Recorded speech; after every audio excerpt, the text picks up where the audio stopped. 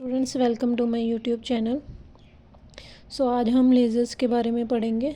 उससे पहले हम कुछ टर्म्स देख लेते हैं जो लेज़र में यूज़ होती हैं। फर्स्ट है पॉपुलेशन इन्वर्जन।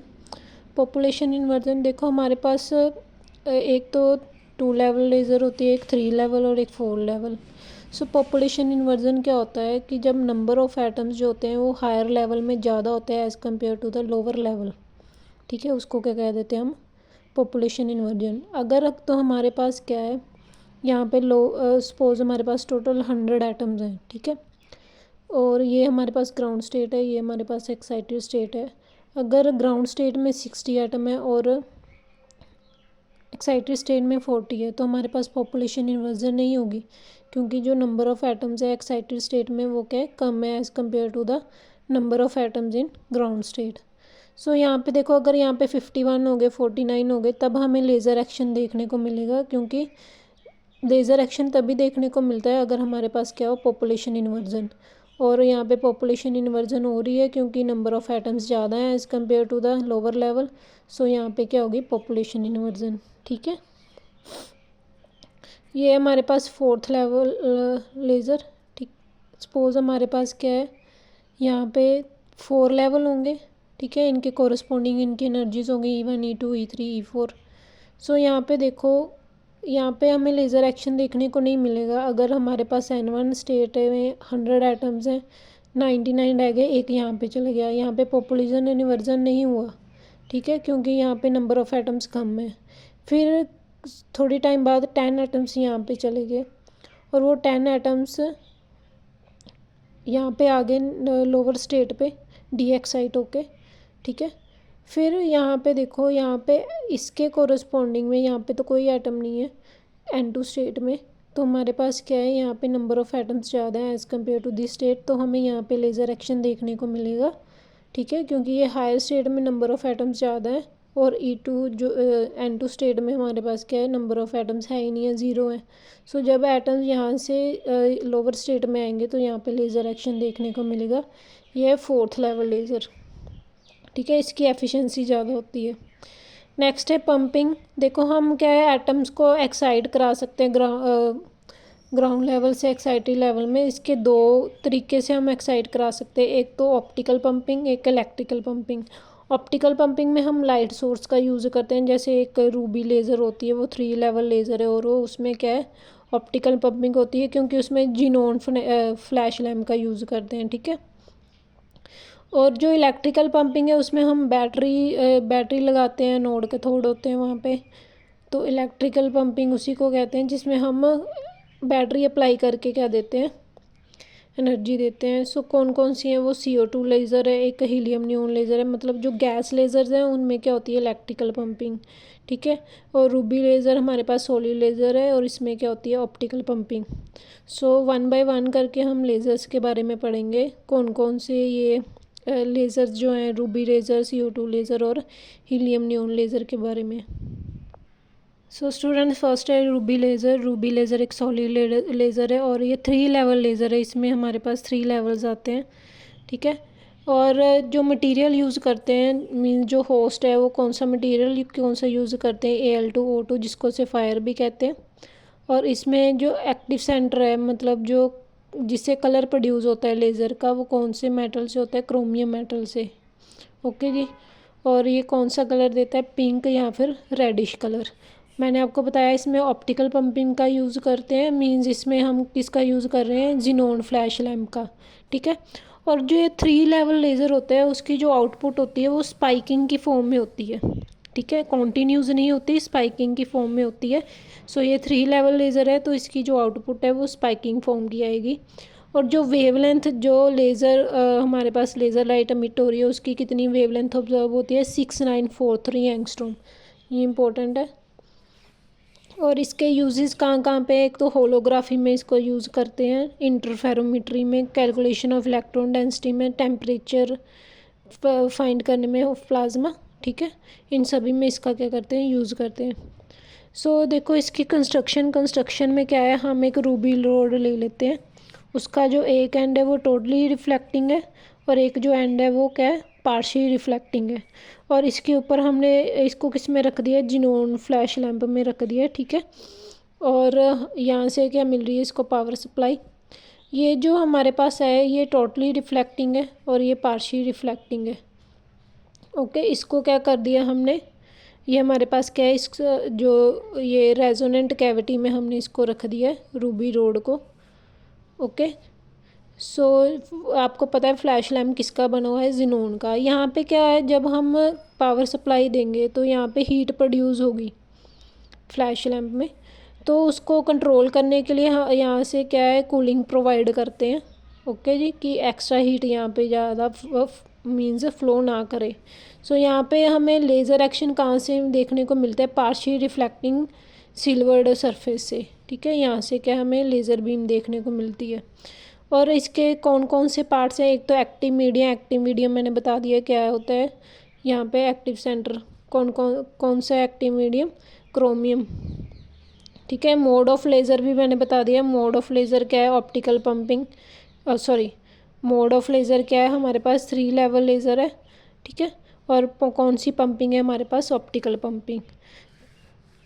ओके जी, सो देखो मेजर कंपोनेंट्स क्या हैं इसके लेज़र के, एक तो एक्टिव मीडियम कौन सा है हमारे पास, रूबी, क्रोमियम 3 पॉजिटिव, ठीक है। ऑप्टिकल पंपिंग यूज़ करते हैं। और रेजोनेंट कैविटी की ऐसी होती है, एक तो हमारे पास एक साइड फुली सिल्वर्ड होती है, एक साइड जो है वो पार्शियली सिल्वर्ड होती है। बहुत ज़्यादा हीट प्रोड्यूस होती है, इसलिए इसमें क्या प्रोवाइड करते हैं, कूलिंग। ओके जी, और मैंने बताया था आपको आउटपुट कैसी निकलती है इसकी, स्पाइकिंग की फॉर्म में। अब देखो क्या होता है, ये हमारे पास N1 स्टेट है जिसकी एनर्जी क्या है, E1, ठीक है। जब हम क्या करते हैं इसमें पंपिंग देते हैं फ्लैश लाइट की मदद से, तो जो एटम्स होते हैं वो एक्साइट होके E3 और E3 स्टेट में चले जाते हैं, ठीक है। ये क्या हमारे पास बनते हैं, यहाँ पे ऑब्जर्प्शन बैंड्स बनते हैं। ये लाइट को क्या करते हैं, इस लाइट को ऑब्जर्व करते हैं और जो एटम्स है वो एक्साइट होके इस स्टेट में चले जाते हैं। और कौन से लाइट कितने मतलब माइक्रोमीटर की लाइट ऑब्जर्व करते हैं, ये वाला जो है, जो E1 से E3 में जा रहे हैं वो 0.42 माइक्रोमीटर, और जो E1 से E3 में जा रहे हैं 0.55 माइक्रोमीटर। आपको पता है जो ये हमारे पास एक्साइटेड स्टेट है, इसमें जो एटम्स हैं उनकी लाइफ टाइम बहुत कम होती है, 10⁻⁻8 सेकेंड तक। सो फिर वो क्या करते हैं, डी एक्साइट होके वो क्या करते हैं अपनी ये मेटास्टेबल स्टेट पे चले जाते हैं, ठीक है। ये मेटास्टेबल स्टेट है। मेटास्टेबल स्टेट में हमारे पास जो एटम्स है वो थोड़ा ज़्यादा टाइम के लिए यहाँ पे सर्वाइव करते हैं, 10⁻³ सेकेंड के लिए। सो यहाँ पे नॉन रेडिएटिव मीन्स कोई रेडिएशन इमिट नहीं होती। यहाँ पे हमारे पास नॉन रेडिएटिव ट्रांजिशन होती है फ्रॉम E3 टू N2, ठीक है, एंड E3 टू N2। और यहाँ पे देखो मेटास्टेबल स्टेट है, यहाँ पे तो कोई नंबर ऑफ़ एटम्स नहीं रहे, यहाँ पे नंबर ऑफ़ एटम्स ज़्यादा हो गए। सो ये मेटास्टेबल स्टेट है। तो यहाँ पे क्या है, जब डी एक्साइट होते हैं एटम्स तो यहाँ पे लेज़र बीम देखने को मिलती है। और लेज़र बीम जो देखने को मिलती है उसकी वेवलेंथ कितनी होती है, 6943 एंगस्ट्रॉम, ठीक है। और जो ये लेज़र बीम आउटपुट हमारे पास आती है स्पाइकिंग की फॉर्म में आती है। और इसके यूजेस कहाँ कहाँ पे हैं, एक तो होलोग्राफी में, इंटरफेरोमीट्री में, और इलेक्ट्रॉन डेंसिटी को मेयर करने में, और प्लाज्मा के टेम्परेचर को मेयर करने में हम क्या करते हैं, इसका यूज़ करते हैं। रूबी रेज़र जो है ना वो हमारे पास जो टैटूज़ होते हैं उनको रिमूव करने में, या कोई और मतलब स्किन रिलेटेड जो होते हैं, स्किन के ऊपर जो स्किन में जो एक्सेस मेलानिन प्रोड्यूस हो जाता है उसको रिमूव करने में क्या यूज़ करते हैं, किस लेज़र का यूज़ करते हैं, रूबी लेज़र का। ओके जी, नेक्स्ट है हमारे पास हीलियम नियॉन लेज़र। ये गैस लेज़र है। जो रूबी लेज़र थी वो हमारे पास क्या थी, सॉलिड लेज़र। इसमें कॉन्टीन्यूस आउटपुट होती है और ये 4 लेवल लेज़र है, इसमें 4 लेवल्स होते हैं, ठीक है। इलेक्ट्रिकल पंपिंग का यूज़ करते हैं, मीन्स इसमें हम क्या इलेक्ट्रिसिटी प्रोवाइड करते हैं with the help of anode and cathode. और इसमें देखो स्टूडेंट्स, जो हम हीलियम और नियॉन एटम्स हैं उनकी जो रेशो लेते हैं वो कैसे लेते हैं, हीलियम नियॉन की रेशो लेते हैं 10:1। मीन्स अगर हमारे पास नियॉन का 1 एटम है तो हीलियम के क्या होने चाहिए, 10 एटम्स। हीलियम हमें क्या करता है, लेवल को पॉपुलेट करने में हेल्प करता है और नियोन हमें लेज़र एक्शन प्रोवाइड करता है, ठीक है। हीलियम जो है उसकी जो देखो रेशो ज़्यादा है ना, ज़्यादा नंबर ऑफ़ एटम्स लिए हैं, सो वो लेवल को क्या करेगा, पॉपुलेट करेगा एटम से। और जो नियोन है वो लेज़र एक्शन में यूज़ होता है। हीलियम अपनी जो एनर्जी है वो ट्रांसफ़र करता है, ठीक है, to neon through resonant energy transfer. ये मैं आपको डायग्राम के थ्रू बताऊंगी, ठीक है। सो इसमें जो वेवलेंथ प्रोड्यूस होती है वो कितनी होती है, 6283 एंगस्ट्रॉम। ये भी लर्न करना पड़ेगा। और इसके यूजेस क्या हैं, एक तो बारकोड स्कैनर में इसका यूज़ करते हैं, डाटा प्रोसेसिंग में, होलोग्राफी में और टेलीकम्युनिकेशन में। फोर लेवल लेज़र है ये, ठीक है। सो पॉपुलेशन इन्वर्जन ईजिली अचीव हो जाता है इसमें। हीलियम नियोन लेज़र जो है वो ज़्यादा रिलायबल है in operation and easy to construct. और देखो स्टूडेंट्स, यहाँ पे जो हीलियम नियोन लेज़र है उसकी जो पावर आउटपुट है वो हमें कितनी मिलती है, 1 to 50 मिलीवॉट। इतनी रेंज में हमें क्या मिलता है, इसका पावर आउटपुट। और जो हम इनपुट पावर देते हैं वो कितनी होती है, 5 to 10 वॉट। मीन्स ज़्यादा आउटपुट दे रहे हैं बट हमें जो मिल रही है आउटपुट, ज़्यादा इनपुट दे रहे हैं बट जो आउटपुट मिल रही है वो थोड़ी कम है, ठीक है। मिली वाट में 1 to 50 milliwatt. Continuous laser beam मिलती है, इसको कोई कूलिंग नहीं चाहिए, कोई हीट, क्योंकि इसमें एक्स्ट्रा प्रोड्यूस नहीं होती। सो ये थोड़ा ज़्यादा इफ़ेक्टिव मेथड है as compare to the ruby laser. More direction and much more monochromatic as compare to that from solid state laser. ये ज़्यादा डायरेक्शनल होते हैं, मीन्स एक ही मतलब पाथ पे ज़्यादा चलते हैं, ठीक है। और मोनोक्रोमेटिक ज़्यादा होते हैं as compare to solid state laser. So देखो इसमें जो है इसकी कंस्ट्रक्शन जो है, ये रेजोनेंट कैविटी है हमारे पास, ठीक है।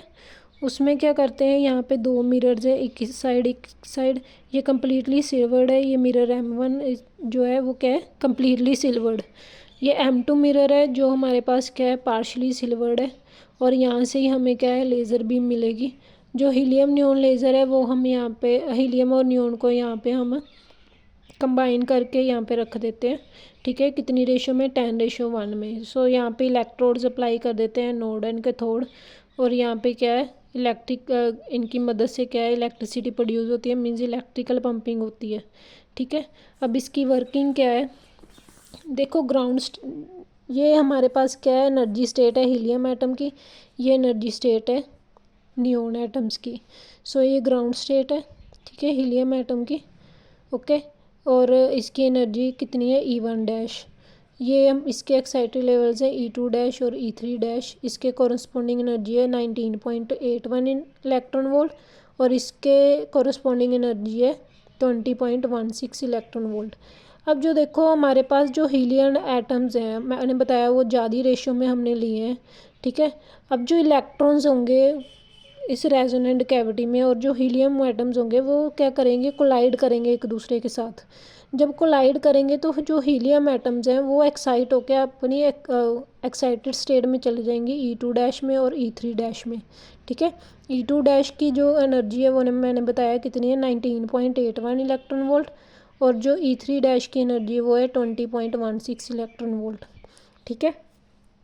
और ये ट्रिपलेट लेवल है और ये सिंगलेट लेवल है, ठीक है। ये कौन सी स्टेट है, 2 3s, ठीक है। और ये क्या है, 2 1s। ये 3 है ना, इसकी मल्टीप्लिसिटी 3 है, इसलिए इसको क्या कहते हैं, ट्रिपल लेवल। इसकी मल्टीप्लिसिटी जो है वो 1 है, इसलिए ये क्या है, सिंगलेट लेवल, ओके जी। सो यहाँ पे क्या होता है, जो एटॉमिक कोलिजन होती है हीलियम और नियोन एटम्स की जब, तो यहाँ से रेजोनेंट एनर्जी ट्रांसफ़र होती है।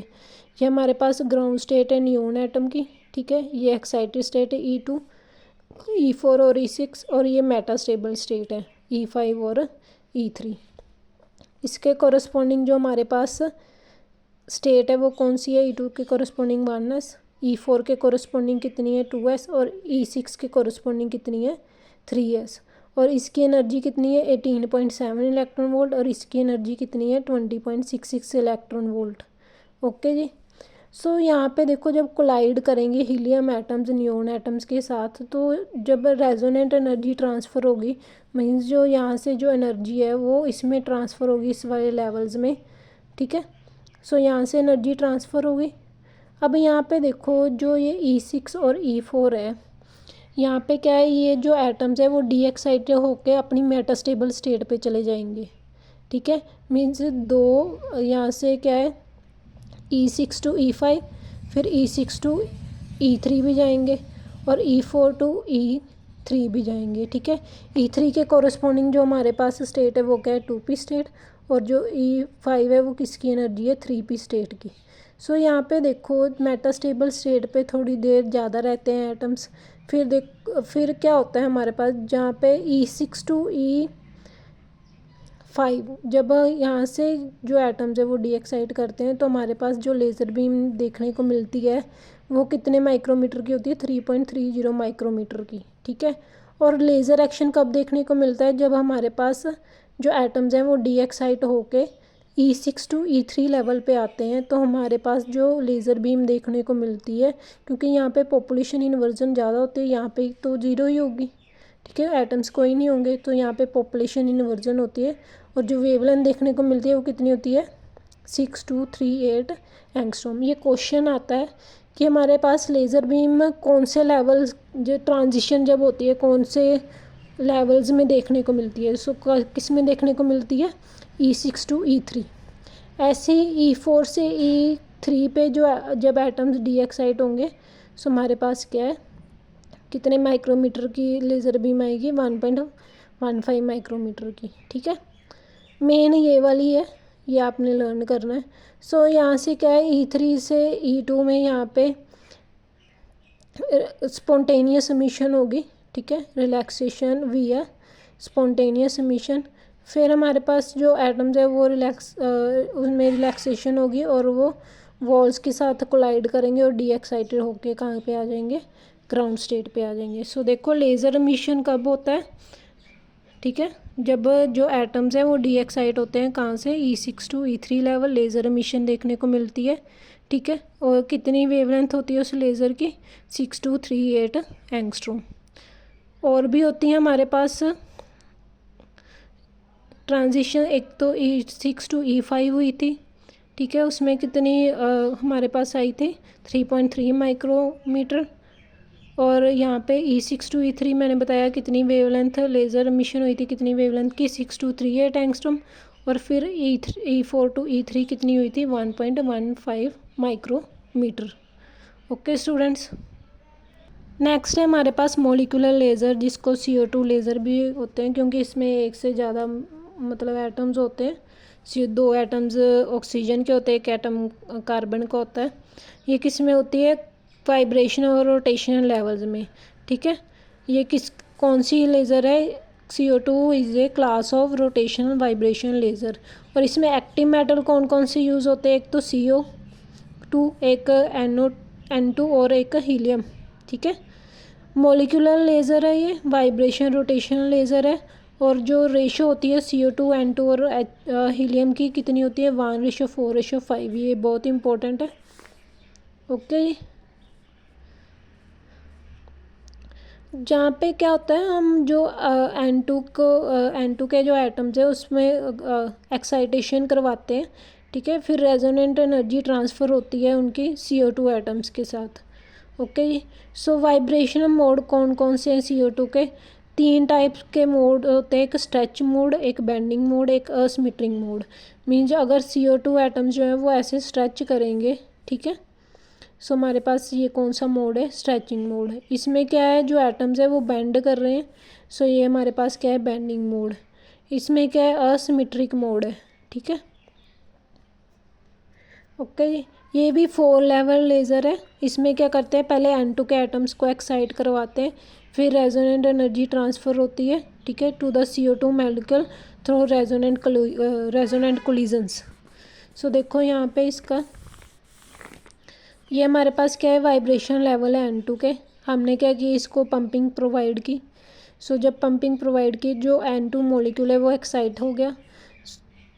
फिर क्या होगा, हमारे पास N2 मॉलिक्यूल जो है वो CO2 मॉलिक्यूल के साथ कोलाइड करेगा और यहाँ पे रेजोनेंट एनर्जी ट्रांसफ़र होगी from N2 molecule to CO2 molecule. ये हमारे पास ग्राउंड स्टेट है CO2 की। ये सेकंड स्टेट, ये थर्ड स्टेट, ये फोर्थ स्टेट और ये फिफ्थ स्टेट। और इसके कोरस्पॉन्डिंग जो इस एनर्जी के कोरस्पॉन्डिंग जो स्टेट है हमारे पास वो क्या है, 001, ये 100, ये 020 और 010। हमें लेज़र एक्शन कब देखने को मिलता है, जब हमारे पास ट्रांजिशन होती है फ्रॉम 001 टू 100 स्टेट, ठीक है। तो हमें लेज़र बीम देखने को मिलती है 10.06 माइक्रोमीटर की। और जब E5 टू E3 ट्रांजिशन होता है तो हमें लेज़र एक्शन देखने को मिलता है 9.6 माइक्रोमीटर का। ओके जी, सो मीन्स हमारे पास ट्रांजिशन कहाँ कहाँ से हो रही है, एक तो फिफ्थ स्टेट से फोर्थ स्टेट तक, मीन्स 001 से लेके 100 तक। और कितनी लेज़र 10.6 माइक्रोमीटर की लेज़र बीम हमें देखने को मिलती है। और E5 टू E3 हमें कितनी देखने को मिलती है, 9.6 माइक्रोमीटर। ये स्टेट्स भी आपने याद करनी है। ओके जी, ये 4 लेवल लेज़र है, इलेक्ट्रिकल पंपिंग यूज़ होती है इसमें। N2 क्या करता है, इसको लेवल्स को पॉपुलेट करने में हेल्प करता है, ठीक है। फिर क्या करता है, energy transfer, resonant energy transfer होता है। और हीलियम क्या करता है, एटम्स को डीपॉपुलेटिंग, लेवल्स को डीपॉपुलेटिंग करने में हेल्प करता है। ओके जी। और वेवलेंथ मैंने बता दिया कितनी कितनी इसमें लाइट एमिट होती है, कितनी वेवलेंथ की। E5 टू E4 होती है हमारे पास 10.6 माइक्रोमीटर, और E5 टू E3 होती है हमारे पास मीन 001 से लेके 020 स्टेट तक कितनी की होती है, 9.6 माइक्रोमीटर। ओके जी। सो इसके यूजेस क्या क्या हैं, एक तो हम इसको use in the field of material processing के फील्ड में इसको यूज़ करते हैं, इलेक्ट्रिकल मेल्टिंग में, ड्रिलिंग में, वेल्डिंग में, कटिंग में, ठीक है। मेडिकल साइंस में इसका यूज़ करते हैं और इसकी जो आउटपुट होती है वो पल्स्ड भी होती है, ठीक है। पल्स्ड आउटपुट भी होती है और कॉन्टीन्यूस आउटपुट भी होती है। सो ये हमारे पास तीनों लेज़र्स थी। Thank you for watching my video.